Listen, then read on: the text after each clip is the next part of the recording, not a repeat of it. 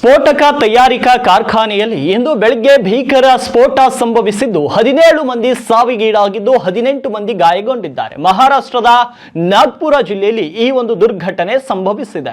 ಕಟೋಲಾ ತಹಶೀಲ್ ರೋಲ್ಗಾಂವ್ನಲ್ಲಿರುವಂತಹ ಗಣಿಗಾರಿಕೆ ಮತ್ತು ಕೈಗಾರಿಕಾ ಸ್ಫೋಟಕ ತಯಾರಕ SBL ಎನರ್ಜಿ ಲಿಮಿಟೆಡ್ ಕಾರ್ಖಾನೆಯಲ್ಲಿ ಸ್ಫೋಟ ಸಂಭವಿಸಿದೆ. ರಕ್ಷಣಾ ಕಾರ್ಯಾಚರಣೆ ನಡೆಸಲು ರಾಷ್ಟ್ರೀಯ ವಿಪತ್ತು ನಿರ್ವಹಣಾ ಪಡೆ ತಂಡ ಸ್ಥಳಕ್ಕೆ ತಲುಪಿದೆ. ಇನ್ನು ಕಂಪನಿಯ ಡಿಟೋನೇಟರ್ ಪ್ಯಾಕಿಂಗ್ ಘಟಕದಲ್ಲಿ ಬೆಳಗ್ಗೆ 7 ರಿಂದ 7:15 ನಡುವೆ ಈ ಘಟನೆ ಸಂಭವಿಸಿದೆ ಅಂತ SBL ಎನರ್ಜಿ ಲಿಮಿಟೆಡ್ ನ ಪ್ರತಿನಿಧಿಗಳು ಮಾಹಿತಿಯನ್ನು ನೀಡಿದ್ದಾರೆ.